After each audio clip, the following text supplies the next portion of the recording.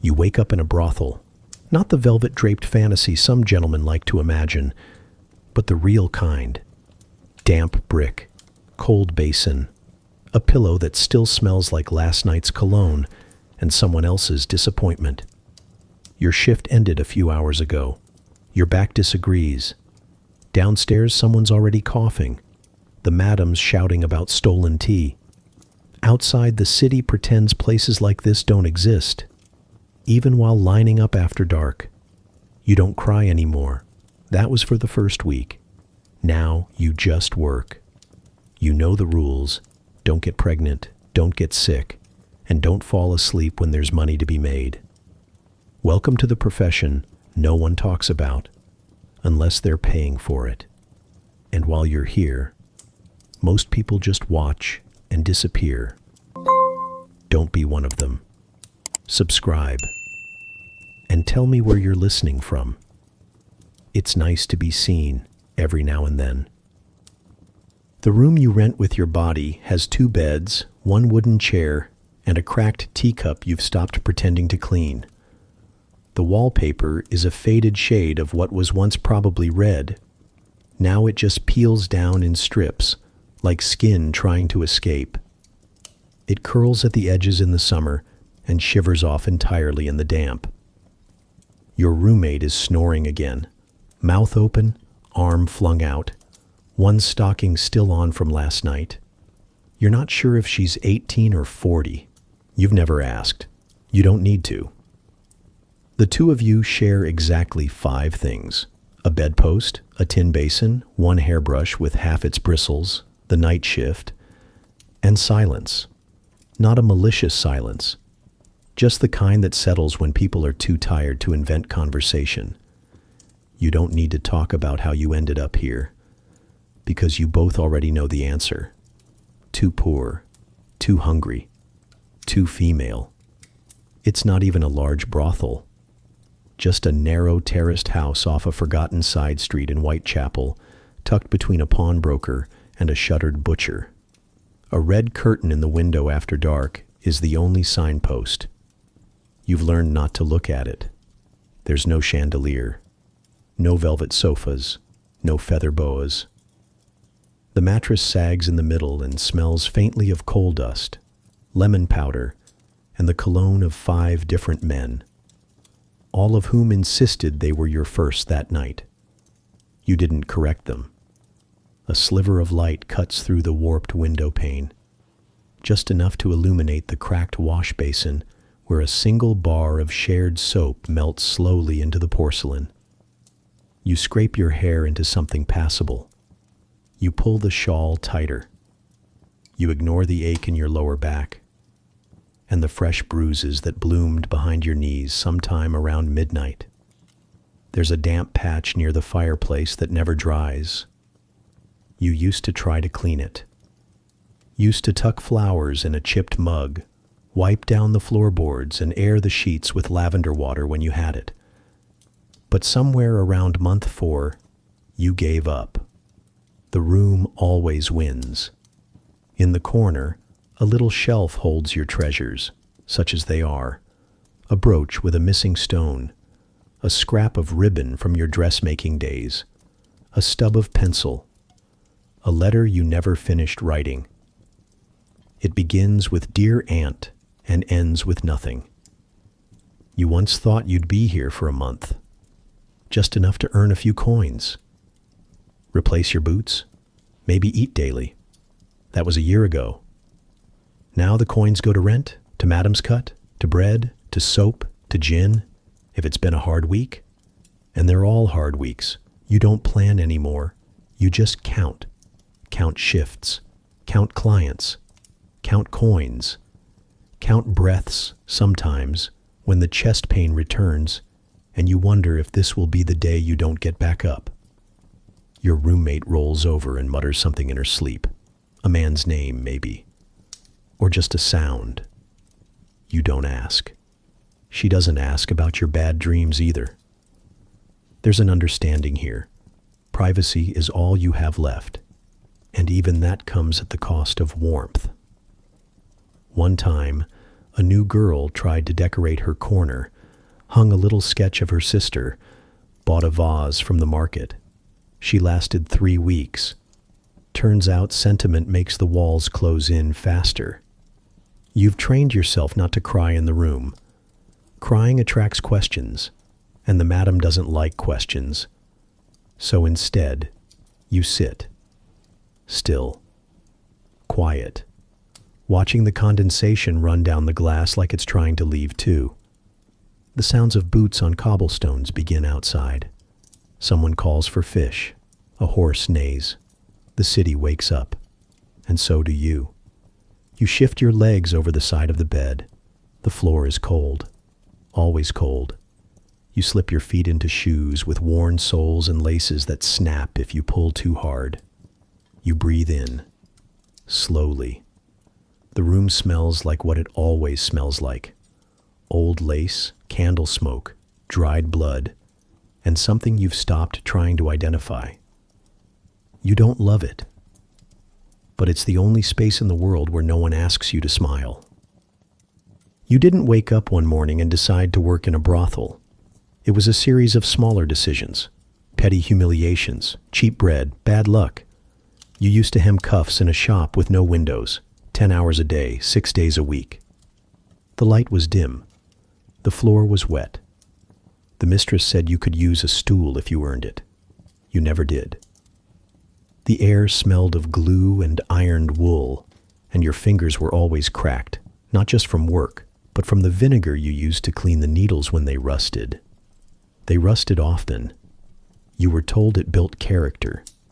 When your fingers bled on the fabric, they docked your pay. When your back ached and you slowed, they said you were lazy. When you asked for extra thread, they called you wasteful. It wasn't even the worst job you'd had. You came to London thinking you'd do better. You had a letter of introduction, a ribbon in your hair, and a pair of boots that only pinched a little. You told yourself you'd start with service or sewing, and if you were clever, maybe you'd work your way into a shop or a dressmaker's. Maybe a seamstress to a lady, if the lady was feeling charitable and hard of vision. Instead, the rooming house turned out to be full. The job turned out to be taken, and your letter of introduction ended up lining someone's stove. So you pawned your brooch, then your gloves, then your Sunday shoes. Eventually, you found a place in a cellar with 6 other girls and 1 shared chamber pot. They called it lodging. You called it what it was, a hallway with furniture. And still, you told your aunt you were boarding with respectable girls. That was your first lie. The second came 2 days later, when you said you were doing fine. You wrote it on paper you couldn't afford, with a pencil that snapped halfway through. You didn't bother finishing the letter. You kept it in your bodice for warmth. The truth was simpler. You chose this over starving, not because you were strong, but because you were 17. And 17 doesn't know what else to do when the work dries up and the landlord starts knocking. It happened the same way for most of the girls. You fall behind on rent. You skip breakfast 3 days in a row.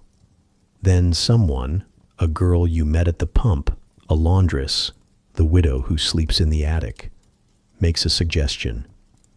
Just once, they say. Just enough to get back on your feet. You tell yourself it's a transaction. You tell yourself you'll leave when you've earned enough to buy boots again. Then the boots wear out.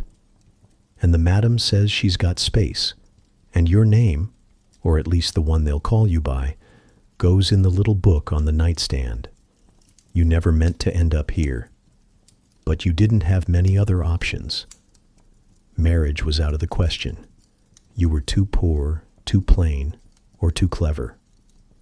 Usually all 3. And service meant another pair of hands on your waist and a mistress who called you it. So this is what you chose, if you can call it choosing. You remember the first time? He was twice your age and smelled like soap and mutton. He asked if you'd done this before. You said yes. He didn't believe you. Then he didn't care. You learned quickly. Learned which looks meant danger, which clients wanted talking, which ones wanted silence. You learned how to keep your mouth shut and your legs open, and sometimes the other way around. You learned how to clean blood out of linen, how to count coin by sound, how to vanish even while being watched. And still sometimes, when the basin is full and your hands stop shaking, you remember the way your aunt used to hum when she brushed your hair. And you wonder what she'd think if she saw you now. You tell yourself she doesn't need to know. You tell yourself she wouldn't understand. But really, you tell yourself whatever it takes to get through the night. You told one lie, and no one ever asked about you again. If you don't want to be forgotten like that, subscribe or scroll past. Mornings are quiet in the brothel, not peaceful, just tired. Like the house itself is catching its breath after the night. The first thing you notice is the cold, always the cold. It wraps around your ankles before your feet even hit the floor, crawling up like a punishment you haven't earned but fully expect. You cross the room to the basin.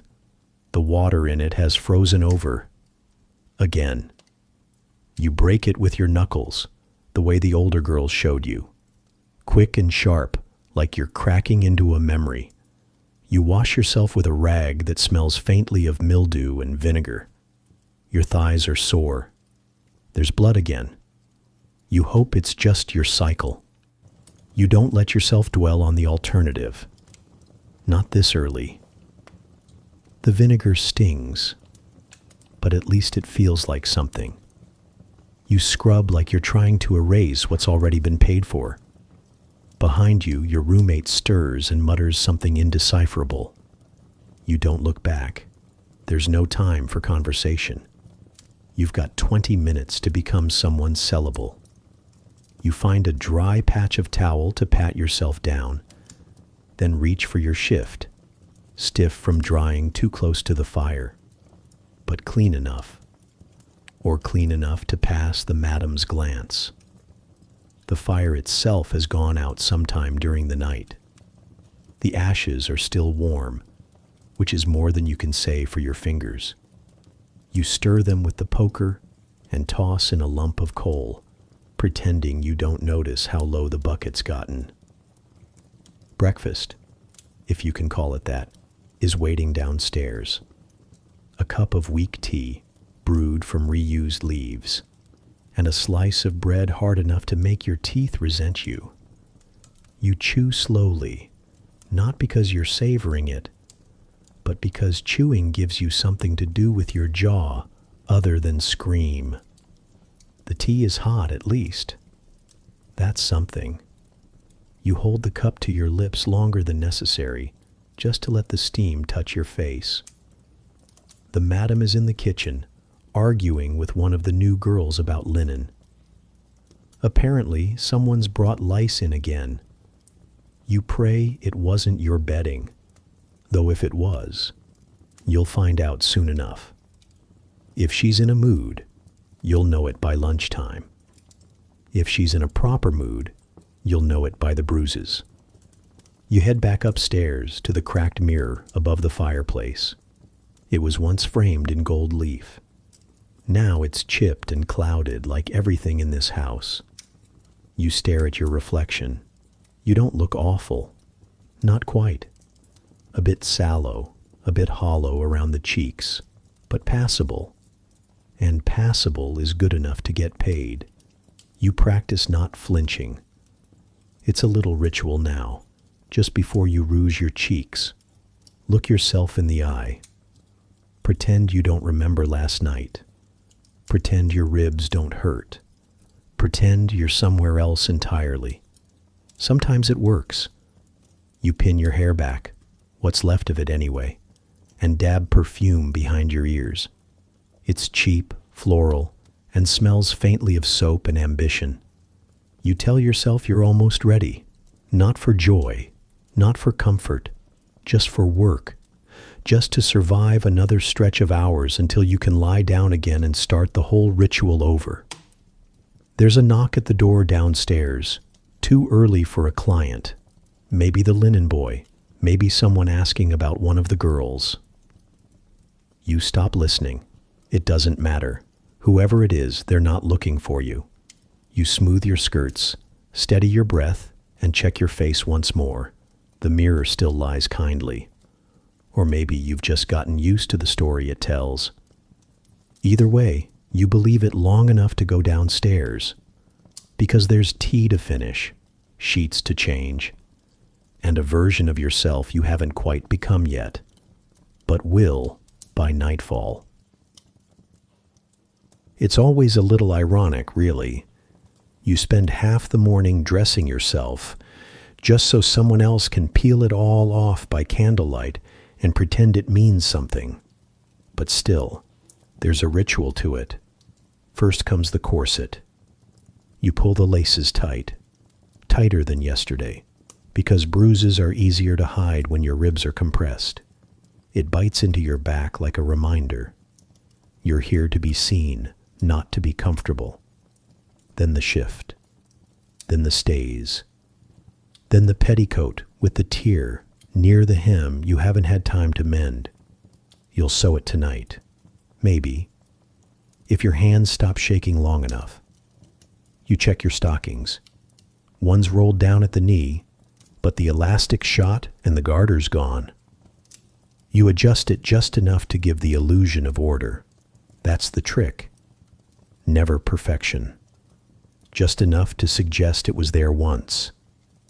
Your shoes are pinched and scuffed at the toe. You polish them with a dab of spit and whatever's left of last week's rag. They squeak when you walk, but at least they still hold together. Mostly. Then the rouge. It goes on in dots, then smudges, then careful strokes across cheekbones still yellowed from a slap 3 nights ago. You blend it well. You've had practice.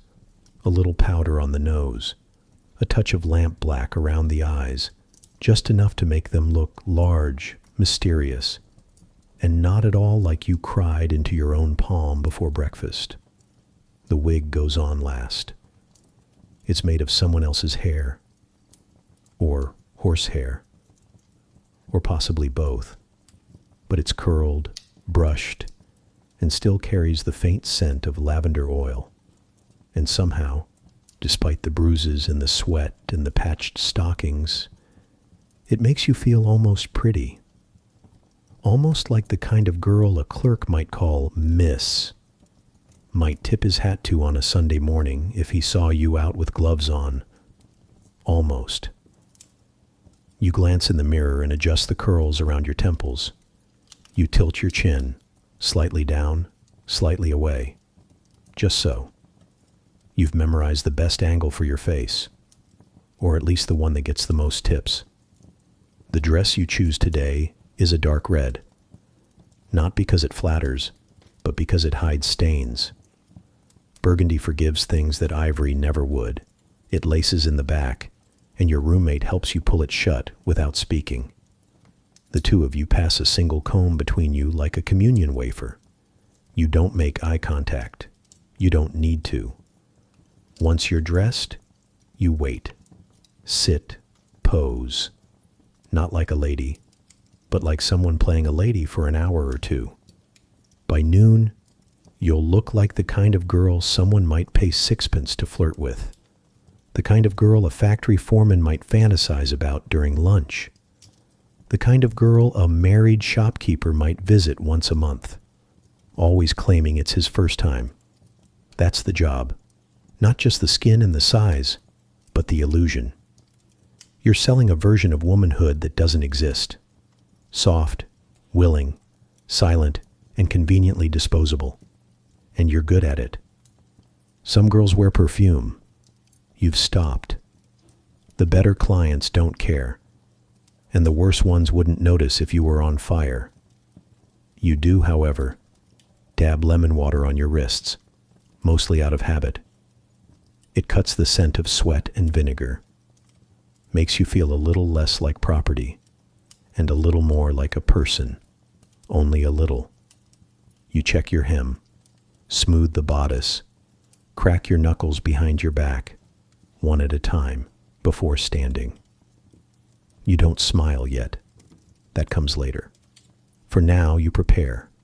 The hair is curled, the skin is powdered. The act is almost ready. Soon, someone will walk through the front door, looking for comfort they won't name. And you'll be ready, dressed like the woman he wishes you were, ready to be undressed like it means nothing. Because for you, it doesn't. Not anymore. Every house has rules, even this one, especially this one. The madam keeps them written in her head and enforced with her slipper. She doesn't post them on the wall. That would imply democracy. But you learn them quickly because not knowing them costs too much. Rule 1. No free rides. Every man who crosses the threshold pays, in coin, in trade, or in secrets. You don't barter. You don't give discounts. You don't fall in love. Falling in love is for girls who can afford laundry that smells of sunlight. Rule 2. Don't bleed on the guests. It ruins the sheets and makes the men uncomfortable. If you're lucky, it's just your cycle. If you're unlucky, well, then you've broken Rule 3. Rule 3. No babies. None. If you're foolish enough to get pregnant, don't expect help. You'll be shown the back stairs and handed a kettle coin for the apothecary. Maybe a dish towel if the madam's feeling generous. If the child lives, which, let's be honest, it won't. It doesn't come back here. This is a house of business, not sentiment, and certainly not cradles. The madam says this is a respectable house. You try not to laugh when she says it, mostly because you like having teeth. She wears widow's black, though no one remembers if there ever was a husband. She has a little ledger she writes in after every shift. You once peaked. Every girl's name is in it, real or otherwise, next to a number. You didn't like what your number was. There are more rules, of course, unwritten ones. You learn them the same way you learn to flinch on instinct, through experience. Don't steal from the other girls. Don't keep money in your boots. Don't sing during working hours. It upsets the clients. And for God's sake, don't cry where anyone can hear you. There are other rules, too. Quieter ones. You feel them more than hear them. If a man comes in with blood on his cuffs, don't ask questions. If he asks to call you by someone else's name, say yes. If he falls asleep mid-act, let him snore. If he hits you, well, that depends on whether he tips. The air in the house is thick, not just with smoke and perfume, but with rules you can't scrub out. You once tried to open the window after a long shift. The madam slapped your wrist and told you drafts bring sin. You're still not sure what she meant. The younger girls try to follow everything precisely. They count clients. They keep score. They think if they do everything right, they'll be promoted. To what exactly, no one knows. The older girls don't bother anymore. They know the rules are mostly there to make you quiet, to keep the place orderly enough to avoid raids, to give the illusion that this, all of this, is a system. You keep your corner neat, your linens clean, your voice low. You nod when spoken to. You smile when expected. You disappear when you're supposed to, because that's the real rule, the one that lives behind your ribs. Don't cause trouble. Don't take up space. Don't remind anyone that you exist after they've buttoned up and gone. You once broke that rule. You asked the madam about a girl who hadn't come down in 2 days. She stared at you long enough to make you regret it, then said, "She got ideas." You didn't ask again. So now you follow the house rules, even the ones that change without warning, even the ones that don't make sense, because the truth is, the rules aren't meant to protect you. They're meant to preserve the illusion that this house, this brothel, is in control, that it isn't just survival in corsets, that you aren't just one cracked mirror away from being replaced. You smooth your skirts. Smile politely at the girl who walks past. Avoid the madam's eyes. The air might be thick, the floorboards might creak, and the hall might reek of stale gin and borrowed perfume. But the rules are clear, and you follow them, because this is her house, and your life is rented by the hour. He arrives early, not dramatically early, just enough to throw off your rhythm. You're still tying your sash when the madam raps twice on the door and says, "Yours." He's one of the regulars, polite, clean enough, soft hands, a clerk maybe. He wears a hat too nice for his coat and carries the scent of pipe smoke and damp wool. You've seen him before, but couldn't pick him out of a lineup if your life depended on it. He asks how you've been. You say, "Well enough," which in this place means you're breathing and not contagious. He doesn't get right to it. That's part of his charm, you suppose. Instead, he sits on the edge of the mattress, like a man visiting a sick relative. And then, as if it's the most natural thing in the world, he starts talking about his dead wife. Her name was Lydia. She liked bluebells. She hated mutton. She died coughing. It took weeks. You sit quietly, hands folded, trying not to shift on the mattress that groans every time you exhale. You know this part. This is the morning routine. You've heard it before, in different voices, different names. They never cry in front of their friends, or their mothers, or the barkeep. But here, in a room that smells like lemon vinegar and powdered rouge, they suddenly remember how grief works. He asks if he can hold your hand. You nod. It's easier than making conversation. Your hand disappears into his fingers warm, yours a little stiff from scrubbing earlier. He tells you you're kind. You nod again. Then, inevitably, he calls you Rose. You are not Rose. You have never been Rose. But you don't correct him. You smiled the first time he said it, and now you're locked into the performance. Besides, it's a decent name. Could be worse. Could be Daisy. At least Rose gets flowers. He asks if you can smile for him. You do. It's not even that hard. You've practiced it enough. Cheeks up, eyes soft, no teeth. The kind of smile men think means safety. He sighs, like you've done him a favor, like you've absolved him. You almost want to say, "You paid for this, remember?" But you don't. That would break the spell. He tips well. Always does. Leaves the coins on the bedside table, folded in a clean handkerchief like he can't bear to place them directly into your hand. Then he stands, adjusts his collar, and thanks you. As if he just borrowed a book. As if what just happened wasn't hollow and rehearsed. You show him out with a small nod. He tells you to take care of yourself. You tell him, you as well. Neither of you mean it. The door closes with a click that feels both merciful and meaningless. You sit down on the edge of the bed and stretch your hand, the one he held, like it needs to remember who it actually belongs to. You try to recall the shape of his face. His nose, sharp or round? Was he balding? Was he younger than you? You can't remember. You won't. That's the trick of it all. The forgetting. You learn to keep just enough of each man to get through the hour, and then flush the rest away with the tea leaves and the basin water. You know he'll be back next week. Same day, same time, same sad story, and you'll be Rose again.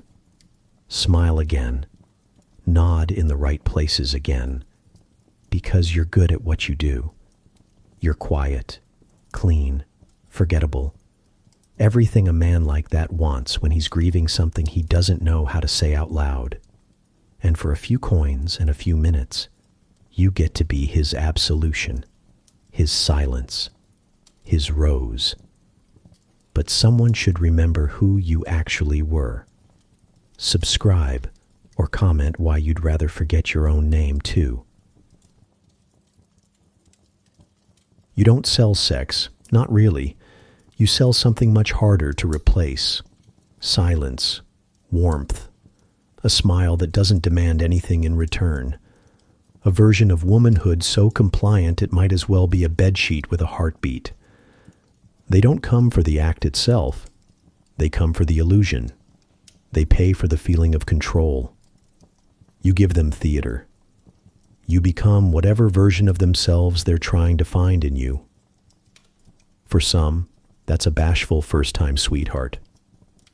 For others, a scolding mother in a younger woman's dress. For most, a blank canvas with a warm lap and excellent listening skills. You don't interrupt. You don't correct.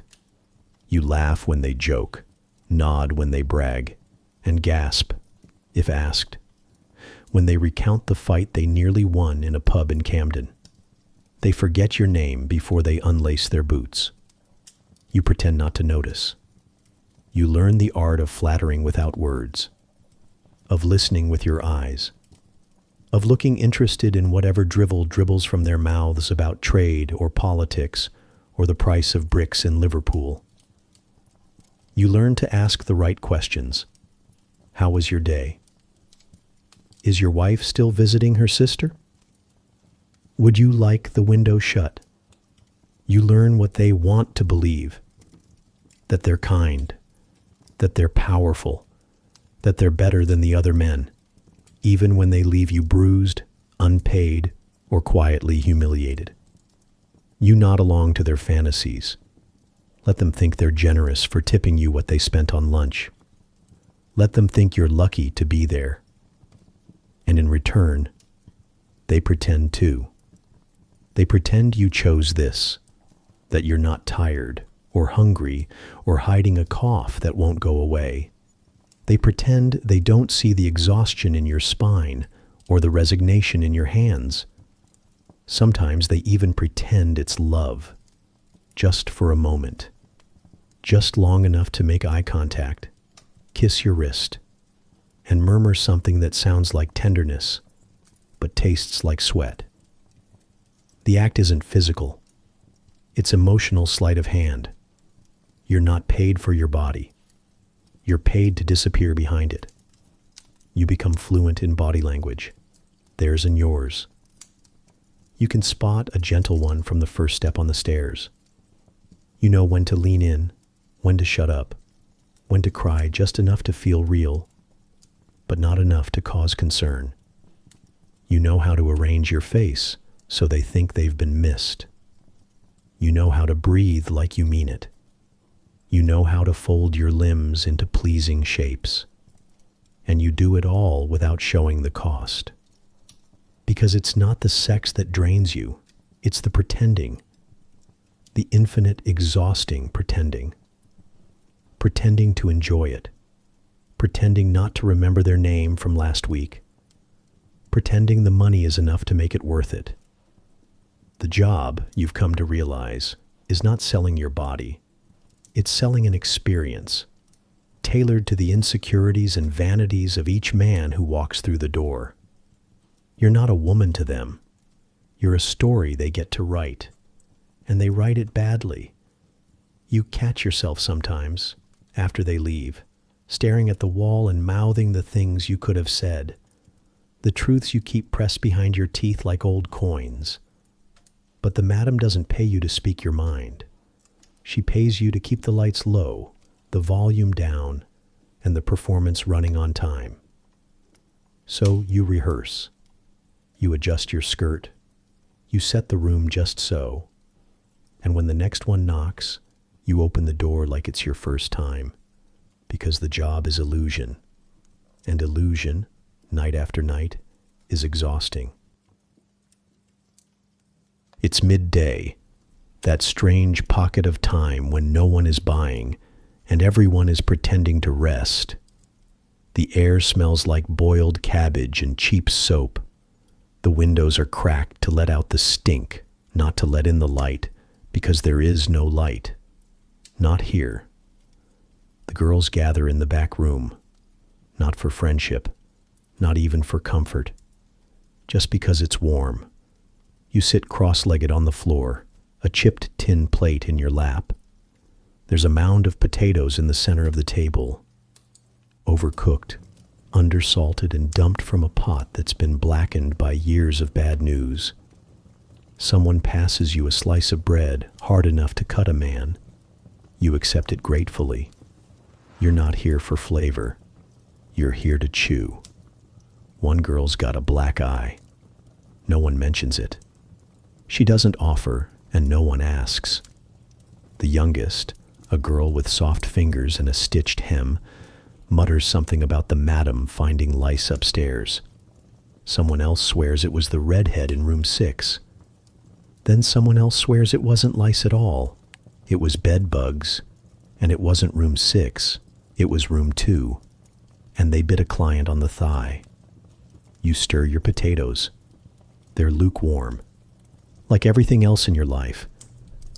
A girl leans in close and whispers, too loudly, about the girl who bled through the mattress last night.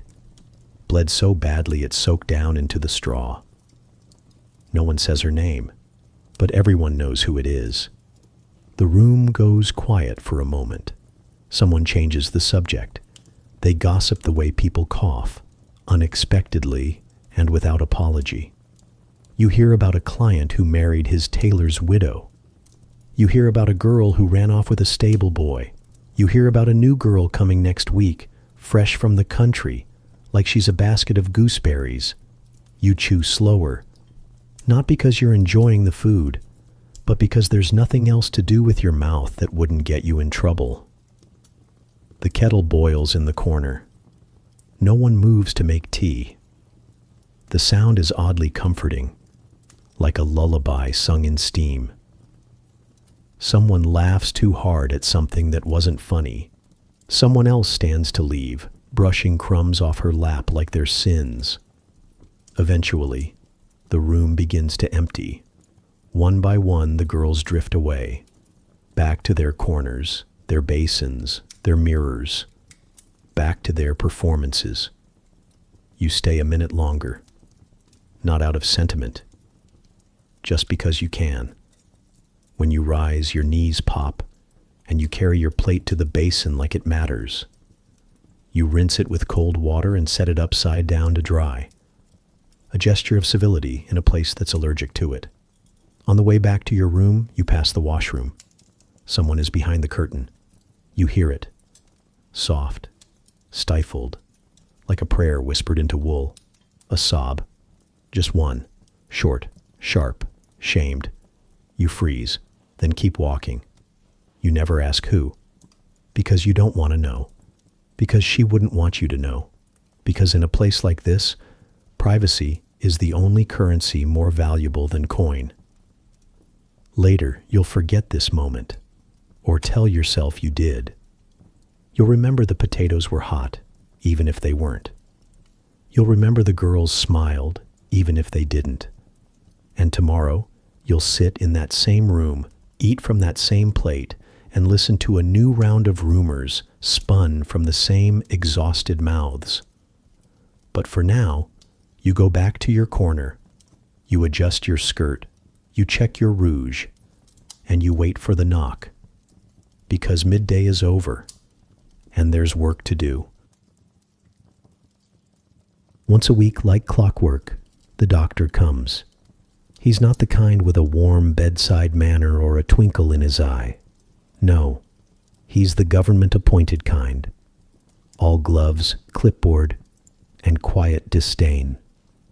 He knocks once, doesn't wait for anyone to answer, just pushes the door open like he owns the air inside. The room goes still. Someone puts down a brush. Someone else straightens their shift. You try to remember whether your cough has gotten worse or just louder. He wears the same black coat every time. It smells like mothballs and moral superiority. The gloves, always leather, always tight, squeak faintly when he pulls them on. You'd think he was preparing for surgery. Really, he's just here to check that no one's too close to death to turn a profit. The madam follows behind him like a shadow with opinions. She doesn't speak unless asked. She just watches, like she's weighing whether each girl is still worth the bread it takes to keep her. There's no privacy. You line up in the hallway like mismatched china. Some girls fidget. Others look at the floor. One practices a smile, just in case. You're not supposed to be nervous. But everyone is, because this isn't a checkup. It's an audition. He sees 10 girls in 20 minutes. Eyes, tongue, breasts, thighs. He pokes and prods with the dispassion of a man testing fruit at a stall. His hands are cold. His voice is colder. He asks if you've had any bleeding. You shake your head. He asks about coughing, discharge, swelling. You say no to everything, even if it's a lie, especially if it's a lie. He scribbles something onto his clipboard, a mark, a number, a judgment you'll never see. Then he nods. You're dismissed. You step aside, your skin buzzing from where his fingers pressed too long, too casually. Behind you, another girl takes your place. This one's new. Soft eyes, soft hands. Still hopeful enough to ask, will it hurt? He doesn't answer, just tells her to lift her chemise. Some girls try to flirt with him. They think it helps. It doesn't. Some glare like they're memorizing his face for later vengeance. That doesn't help either. Most of you just try not to breathe too loud. You've all seen what happens when someone fails the inspection. Like today. The girl 2 places behind you coughs. Just once. It's not dramatic. It's not even wet. Just a dry rattle in her throat. The doctor pauses, looks up, stares. Step out, he says, without looking at her again. She blinks, doesn't move. The madam gestures sharply. She steps out. No one speaks. No one makes eye contact. No one breathes. The doctor finishes the round, wipes his gloves clean with a cloth that used to be white. Then he leaves. Just like that. The hallway exhales. You don't ask where she went. You already know. She won't be back. Not tomorrow. Not ever. By nightfall, her pillow is stripped. Her comb is gone. The basin rinsed and left to dry. They make it look like she was never here at all, like she evaporated instead of coughed. One girl says she had family in Brixton. Another swears she was saving for a train ticket. Someone else insists she was in love with a client who promised to take her away. You know none of it matters. What matters is she coughed. And now she's gone. You sleep on your side that night, one hand against your ribs, just in case. You hold your breath when someone else coughs across the hall. You tell yourself it was the cold, or the tea, or the potatoes. You tell yourself it wasn't anything serious. Because in this place, sickness isn't just a risk, it's a crime. And the punishment is erasure. The doctor comes every week. He checks for sores, for rot, for reminders that you are, in fact, mortal. And as long as you smile sweetly, stand straight, and say nothing, you get to stay one more week, one more night, one more shift, until next Thursday, when he knocks once and doesn't wait. If you don't subscribe, who will remember you when you're gone? You're sent out for soap and candles. That's it. No fancy errand. No secret message. Just soap and candles. But you may as well have been handed a train ticket to the seaside. You wrap your shawl tightly. Not for the weather. For the world. A tight shawl means fewer stares, fewer questions, fewer reasons for a constable to ask where you're headed and whether your shoes were honestly come by. You walk quickly, but not too quickly, too fast, and people think you've stolen something. Too slow and they notice you don't belong. Eyes down, boots firm. Don't smile, especially not at men, especially not in daylight. The rules of the house may not follow you out here, but the rules of society do, and those are even worse. Still, for a moment, it feels like freedom. Almost. You pass a shop window with a dress you'll never own. It's lilac, with real buttons and a ribbon that serves no practical purpose. You stare too long, catch your reflection, look away. A boy barrels past and nearly knocks you off the curb. Doesn't say sorry, just keeps running, coat flapping, feet slapping, laughter trailing like ribbon. You flinch before you realize he's just a boy, not a drunk. You readjust your shawl and keep walking. The marketplace smells like rot and sugar. There's a man shouting about eels, a woman screaming at her husband, and a priest eyeing the gin shop like it owes him money. You clutch the coin in your pocket, 2 pence for soap, 3 for candles. You could spend it all properly, be responsible, or you see the fruit cart. The pears are bruised. The seller looks bored. No one's watching. You buy one. It's soft, too soft. The skin gives before your teeth reach it, but it's sweet, unreasonably so. And you eat it slowly, like it matters, because it does. For a moment, the taste takes up more space than your thoughts, more space than the ache in your knees or the whisper in your chest that says you might be getting sick again. You lick your fingers clean, wipe them on your skirt. Try to look like someone who just ran an errand and not someone who paused to remember what sweetness felt like. As you cross into the square, a dog trots past. Old, mangy, tail wagging like it forgot how cruel the world is.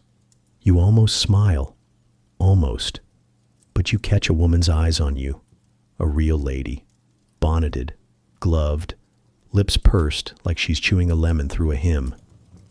She doesn't speak. Doesn't have to. Her look says it all.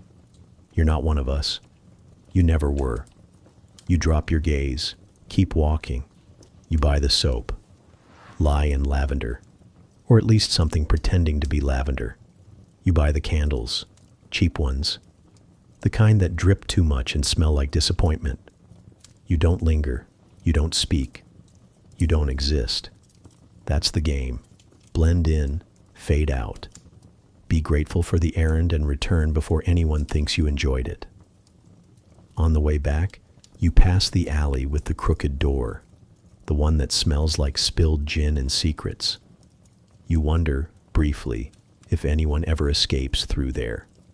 Then remember, even if they did, where would they go? You step carefully over a broken bottle, nod politely at a man you hope doesn't follow, and turn the corner back toward the house. The brothel isn't visible from the street. That's the point.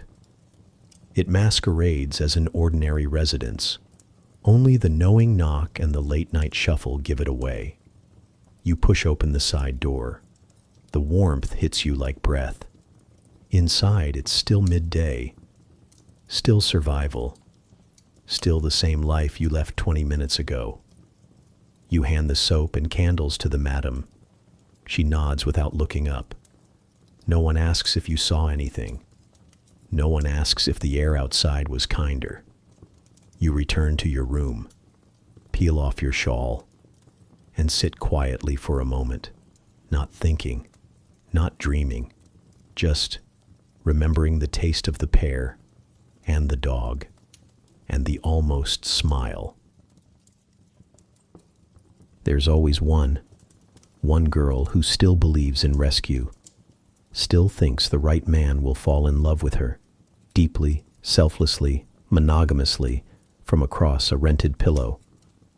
This week, her name is Elsie. She's not new exactly, but new enough to think love letters mean something. New enough to keep her ribbon pressed and her voice soft, even when the rest of you know better. She swears he's different, a clerk or a tailor's son, depending on which version she's telling today. Not rich, no, but kind. Gentle. He asked about her favorite flower, called her darling without laughing, didn't rush to undo his trousers. He told her she had lovely hands. You nod when she says this just once and let her keep the fantasy. You remember what it felt like to believe words like that had weight. She waits by the window most evenings now, hair done, cheeks powdered, skirt brushed. She pretends it's coincidence. How she hovers when the knock comes. She pretends she's not disappointed every time it isn't him. Tonight, he doesn't show. Again. No message. No explanation. Just nothing. She doesn't cry in front of anyone. She's smarter than that. But later, after the last guest has gone, after the kettle's been poured and the basin emptied, she sits on the edge of her bed, silent and too still. Her eyes are dry, but her lip quivers. You say nothing. You pick up the brush. Gently, slowly, you start combing her hair, the way someone once did for you. You smooth the tangles, avoid the bruise near her temple. Pretend not to see the tear in her stocking. She lets you. Neither of you speaks. The room hums with quiet things. The scrape of bristles through hair. The distant clink of bottles downstairs. The soft drip from the eaves outside the window. It's a kind of mourning, you suppose. Not for him, not really, but for the hope she thought she could keep. You remember your own version. The boy with the crooked tooth who promised to write. The gentleman who whispered he'd take you away. Once he sorted a few things. They always have a few things to sort. A wife, a reputation, a career that won't allow scandal. They always disappear before the sorting's done. Tomorrow, she'll wake up a little slower, speak a little less, and sometime in the afternoon, she'll say, bright as you please. He sent a letter. You'll nod. You won't ask to see it. You won't say that the post never came. You won't remind her that ink doesn't smell like perfume, or that envelopes don't get smuggled in through back doors. You'll let her have it. Because hope in a place like this is currency too. And some girls can't survive without a bit of it tucked under the mattress. You finish brushing. Tie her hair back gently. Pat her shoulder and return to your own bed. You lie awake for a while, staring at the ceiling, thinking about all the girls who've believed before. Some wrote poems, some hid gifts. One waited by the front door every day until the madam finally moved her to the attic. Belief fades, not all at once, but in patches, like wallpaper peeling from damp brick. Eventually, even Elsie will stop waiting. She'll fold the ribbon away. She'll stop checking the door. She'll stop combing her hair so carefully before dinner. But tonight, she still believes. And so, you let her. Because someone once did the same for you. He arrives after dusk. They usually do. Darkness gives them permission. He's polite, overly so. Takes off his hat like he's entering a chapel. Apologizes when his boot scrapes the floor. You recognize him, not by name. You don't bother with those, but by the look. Ashamed, desperate. Alone in a way that clings to his skin like pipe smoke. He's the kind who doesn't want sex in the usual sense. He wants something else. Something more particular, more practiced. He wants to be hurt. He doesn't say it right away. They never do. First, there's the routine. Awkward compliments, overpayment, trembling fingers on the laces of his gloves. Then comes the question, voice pitched low, like he's asking for sin. Could you slap me? You don't flinch. You've done worse, for less. He undresses neatly, as if the moment demands etiquette. You wait, arms folded. This is his performance. You're just the set. He kneels, whispers something about being bad, asks if you'll punish him. You do, with practiced precision. Not too hard, not too soft. Just enough for the illusion. He begs you to insult him. You oblige. You've got a catalog of insults in your head. Coward, worm, failure, sinner. You dust them off like good china. He weeps halfway through. Not loudly, just a soft whimper, like a dog dreaming something cruel. You pause, unsure for a moment if he's broken. But then he thanks you. Thanks you. As if you've healed something in him. As if this, the slap, the shame, the spectacle, was a form of medicine. You nod. Because it's easier than speaking. Because it doesn't matter what you think. He dresses again, slowly, straightens his collar, smooths his hair, presses coins into your hand without looking at you. And then he's gone. You sit down, not because you're tired, though you are, but because your legs don't seem to want to hold you up anymore. You stare at the coins, not blood money, not exactly, but close enough. You wonder what his wife looks like. He wears a ring, always does, never takes it off, polished, well-fitted, probably never leaves a mark on her skin. You picture her, starch white apron, hair in ribbons, eyes hollow with the boredom of respectability. Does she know? Does she suspect? Or does she think he's simply noble and tired? Then your mind wanders, as it does sometimes, uninvited and inconvenient. You wonder what yours might have looked like. If you'd had choices, if you'd had time. Would you have married a kind man? One who didn't need bruises to feel something?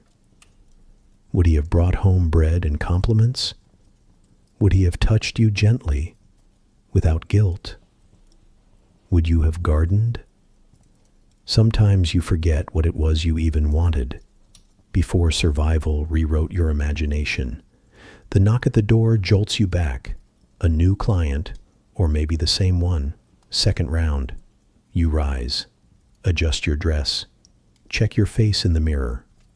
The rouge is still in place. Performance mode, activated. You tell yourself it doesn't affect you. Not the crying, not the begging, not the way he called you madam, like it was a confession. You tell yourself you're fine, because this isn't the worst you've seen, because pretending is part of the job.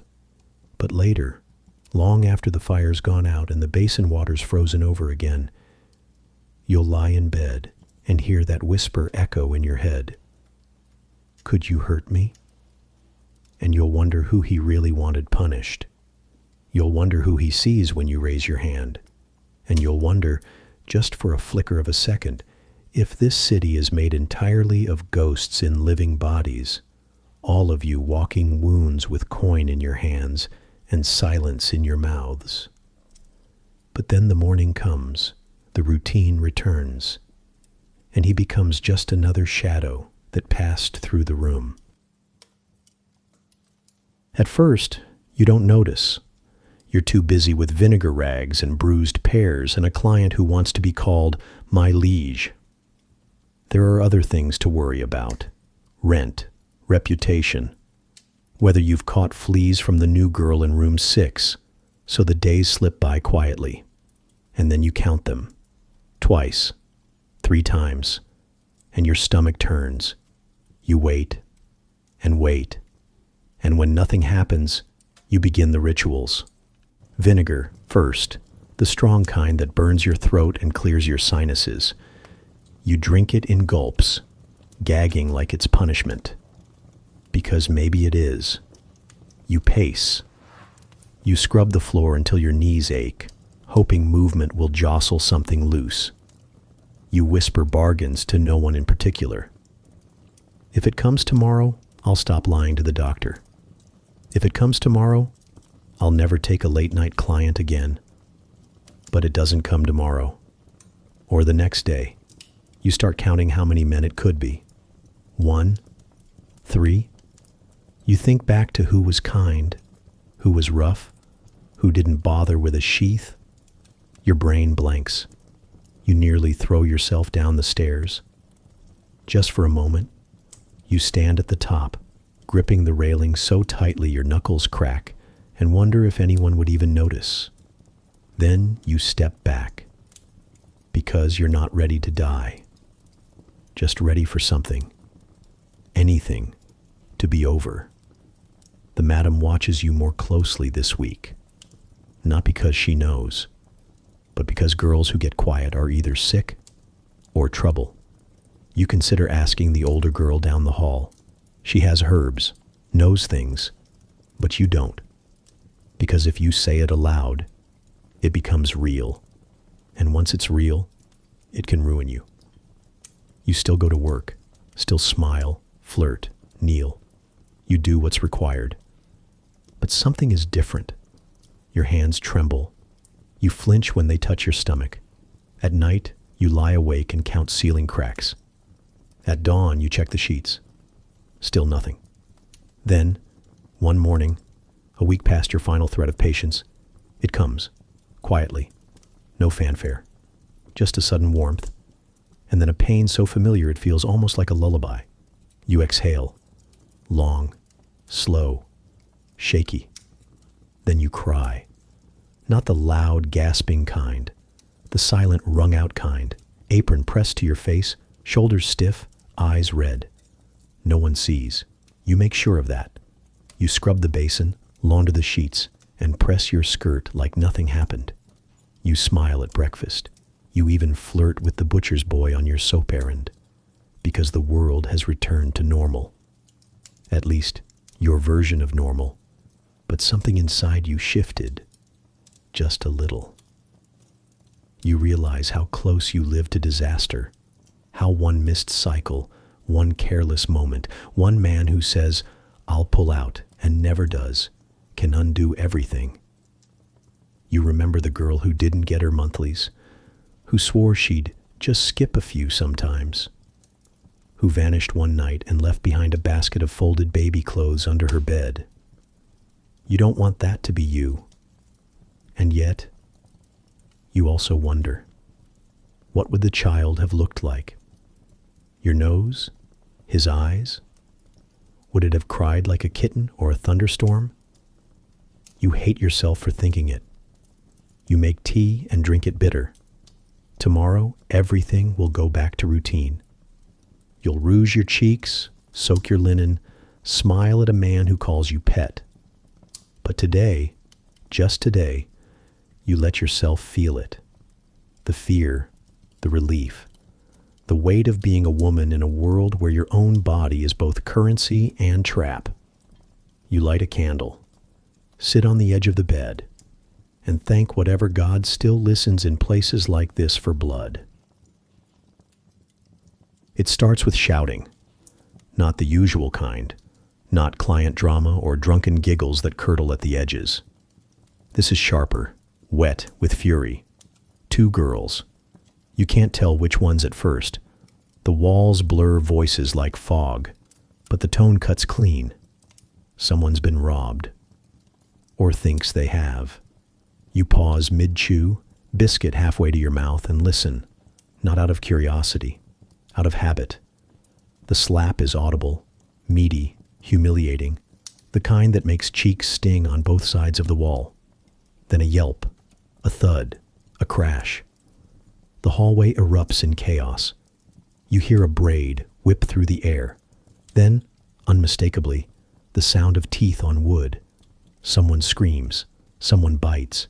You keep eating your biscuit. It's stale but warm, pressed earlier between a kettle and a tin plate. The warmth is fading now, like everything else in this house. The yelling doesn't stop. It escalates. You hear a shoe hit the wall, a drawer slam. Something ceramic breaks. Could have been a cup. Could have been someone's willpower.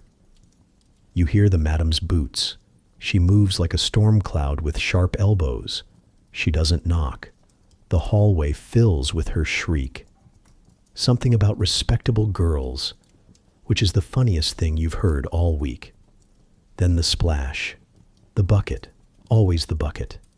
Kept near the back door just for this. Cold water, thick with disappointment. It douses both girls. Shrieks replaced by gasps and sputtering and sudden shame. You imagine the madam, arm raised, dripping ladle in one hand, braid in the other. She's probably got one girl by the hair and the other by the collar, dragging one to her feet, tossing the other against the railing, eyes blazing like a hearth fire. You take another bite of biscuit. Someone comes in, breathless, soaked, one sock on, lip bleeding, hair wild. She slams the door behind her and mutters something about the thief. No one asks questions. You all pretend it didn't happen. Because if you stop and think about it, really think, about girls clawing each other for tuppence and crumbs and pride, you might not recover. The madam passes the door a few minutes later. Someone's weeping in the hallway now. Someone else is trying not to. She barks something about decorum, about rules, about how no man pays to see a wench with a black eye and a cracked tooth. You resist the urge to laugh. The girl with the bleeding lip lies down on the floorboards. No one helps her up. She doesn't ask. You offer her the last piece of your biscuit. She takes it without thanks. You wouldn't want one either.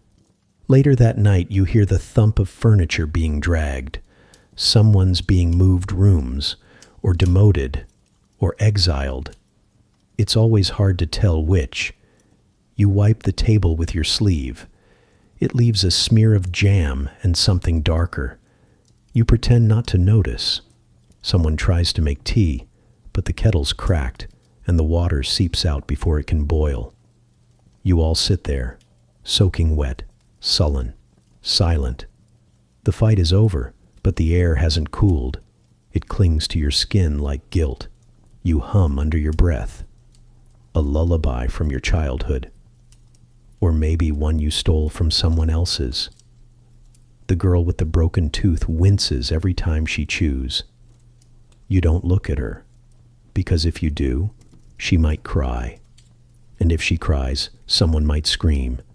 And if someone screams, the madam will come back, and no one wants that. So you keep your eyes on your lap, your mouth shut, your heart somewhere else. It's not the worst fight you've seen. There was the one last winter, with the comb, the corset, and the stolen coin stuffed in a boot. That ended in a broken nose and a broken window. Or the one the year before, over a man who swore he loved two girls at once. He left, of course. They stayed. The bruise on Elsie's cheek didn't fade for weeks. But today's fight will pass into the house's memory like all the others, swallowed, smoothed, tucked under the rug along with the tea stains and blood stains and forgotten names. Tomorrow, they'll share soup from the same bowl. One might help the other lace her corset. They'll laugh at something stupid. They'll forget for a few minutes how they tore at each other like animals for less than the cost of a hat pin. And you'll keep eating your biscuit. Because if you stop, you'll start thinking. The night you almost forgot you were working. You didn't expect much. He wasn't handsome, not in the usual way. Plain coat, nervous hands, not a man who swaggered or stared too long. He knocked softly, not the usual thump of entitlement, but the polite kind, as if entering a borrowed space, not one he paid for. You almost laughed. He asked your name. You gave him the fake one, Rose or Lily or whatever flower you were this week. But then he asked again, gently, like he meant it. You didn't answer, just smiled the way you're trained to. Tilted head, warm eyes, no teeth, safe, appeasing, saleable. But then he said something strange. Is it all right if I touch your hand? Your hand, not your breast, not your thigh, not the parts men usually pretend are their ticket in. Just your hand, as though it held meaning. You nodded. He took it carefully, like it was made of glass and regret. His fingers were warm, dry, no ring, no calluses, no urgency. He asked where you were from. You lied, of course. Said somewhere vague and rustic with too many sheep and not enough opportunity. He nodded like he understood. Maybe he did. He didn't ask for much, didn't pull, didn't grunt, didn't whisper things that made your skin crawl from the inside out. He looked you in the eyes. That was the hardest part. Most don't. They stare at your body like it owes them something. But he looked at you like you were a person. It was confusing. You tried to go through the usual motions, the smile, the slow undress, the breathy voice you put on like perfume. But he paused. Only if you want, he said. You froze. Want? Want had nothing to do with it. Want was for women who married shopkeepers or worked in bookshops. You don't get paid for want. You get paid for yes. But you nodded again. Because saying no felt impossible, and saying yes, real yes, felt even harder. He didn't flinch at your scars, the one on your hip from the broken teacup, the faint mark on your wrist from when you slipped trying to clean the window with vinegar and a prayer.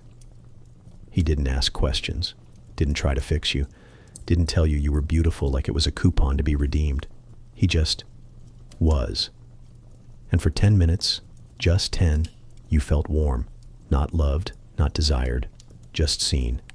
Not Rose, not Miss, not a thing, just you. And when it was over, no rush, no shame, he sat beside you, fully clothed again, and said thank you. Not the thank you of guilt or awkwardness or power, a real one. Then he left a shilling on the table. You stared at it for a long time. Part of you wanted to leave it there, to pretend it hadn't been a transaction, to let that moment breathe, unpurchased and unspoiled. But rent doesn't run on feelings. So you folded it, placed it gently in the drawer, between the button tin and the scrap of silk from a dress you no longer own. And then you sat very still. The room felt too quiet, too intact, like it hadn't earned its history. The wallpaper didn't seem to peel as much. The draft from the window wasn't as cruel. You stared at the floorboards, listened to the clock tick downstairs, heard someone cough behind the wall. The world resumed. But something inside you stayed suspended, like a breath you weren't sure you wanted to release. You didn't tell the others. Not because you were protecting him, because you were protecting it, the memory, the softness, the illusion. It would sound foolish out loud, like a girl saying she saw an angel, or a ghost, or a future. So you kept it, pressed it between your ribs like a dried flower in a book no one reads. Tomorrow, you'll go back to routine. Rouge the cheeks, lace the corset, smile on cue. But tonight, just for now, you almost forgot you were working, and that's worth a shilling in any world.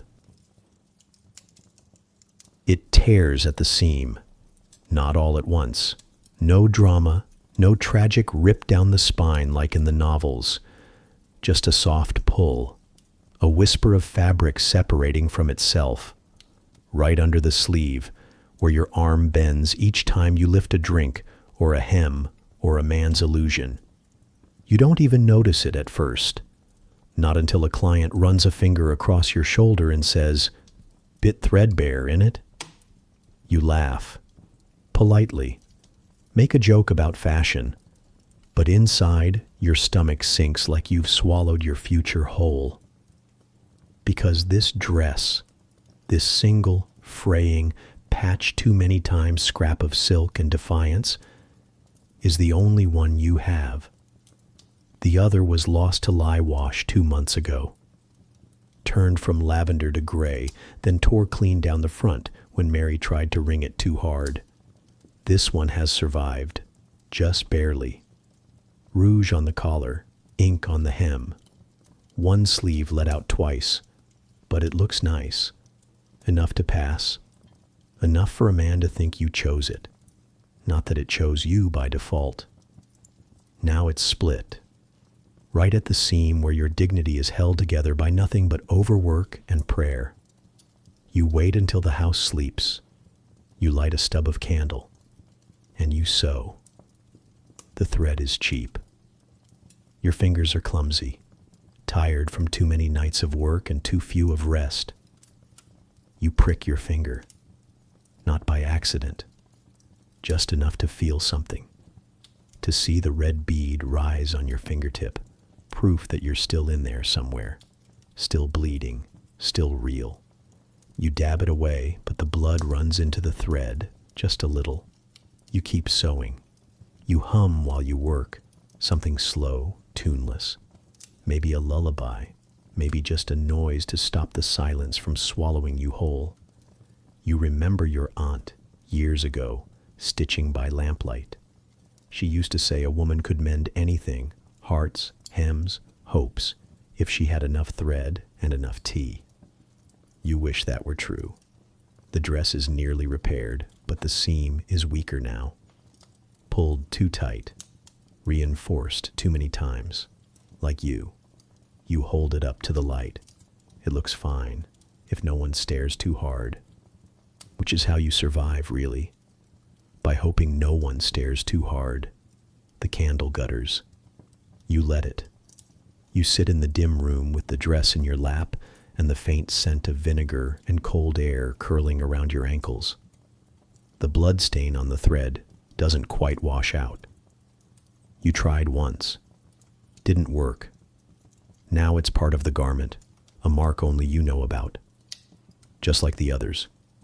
The inside of your corset is stained with sweat.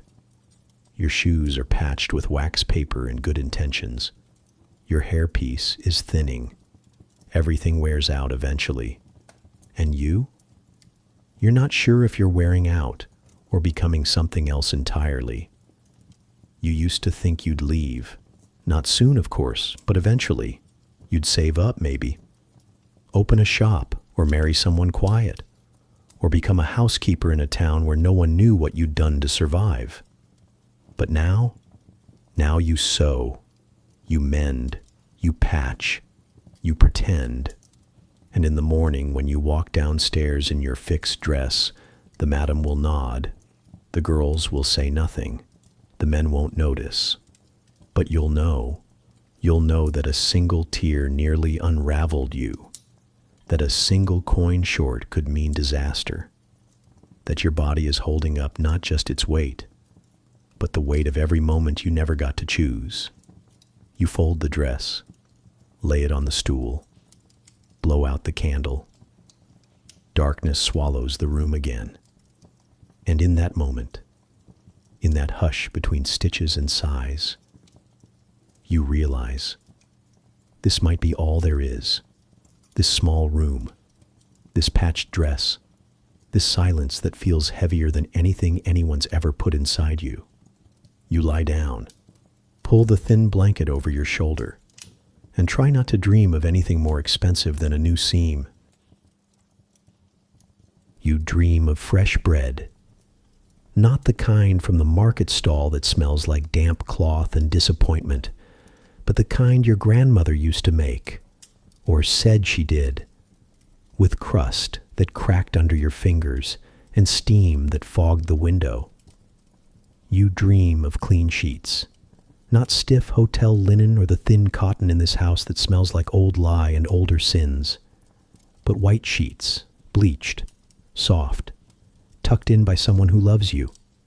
You dream of a dog, small, ridiculous, loyal, one that follows you from room to room and doesn't care what you've done or what name you gave at the door, and a man, Of course, a man, but not the kind who pays for your time and then pretends he's doing you a favor.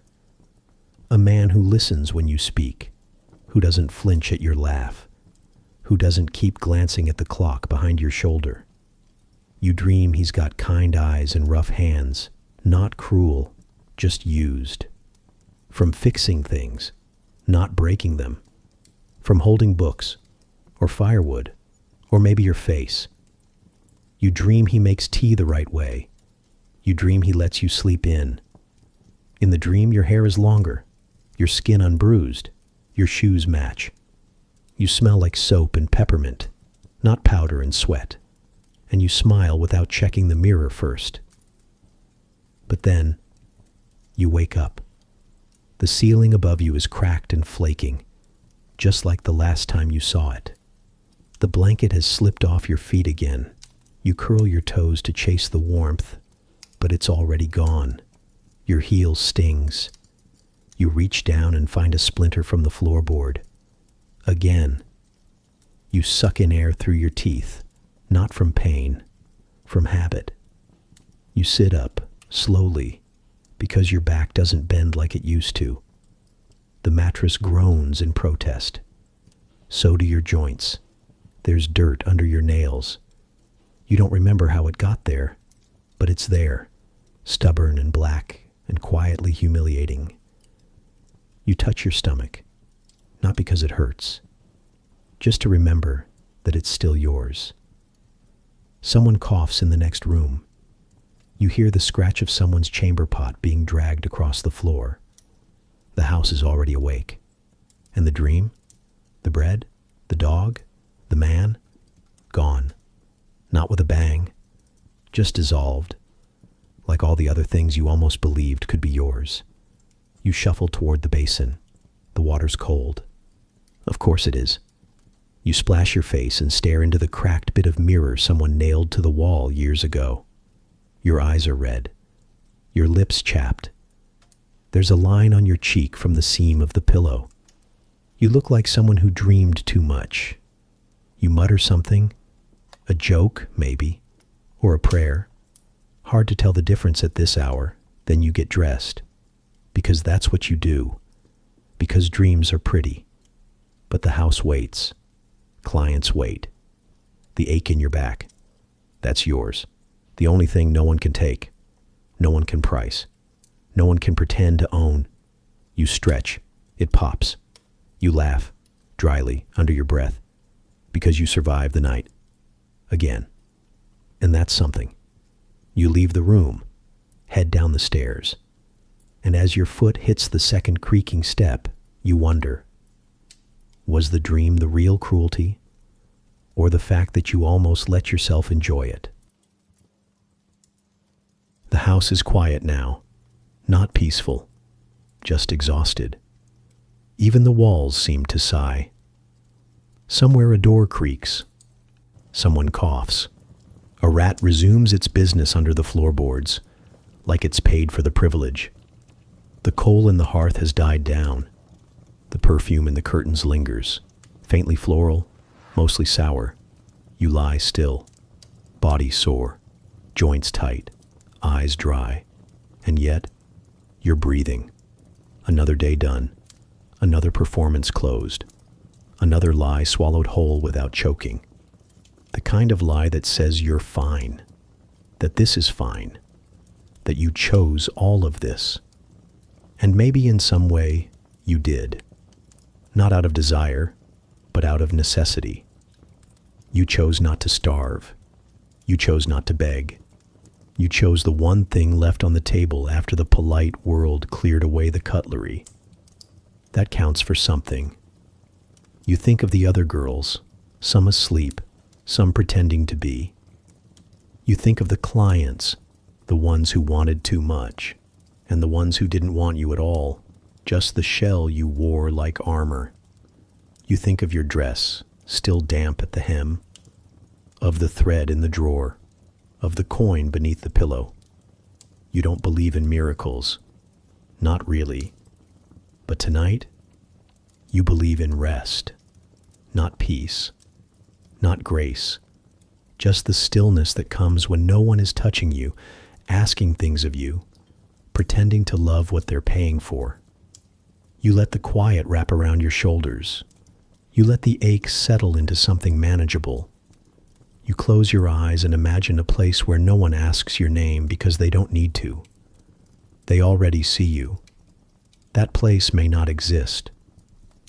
But for now, this bed, this blanket, this breath, it's enough. You're still here, and that's no small thing. So sleep. Let the world forget for a while. You've earned it. And before you drift off, if you haven't already, go ahead and subscribe. And tell me what country you're listening from. It means more than you know. Good night.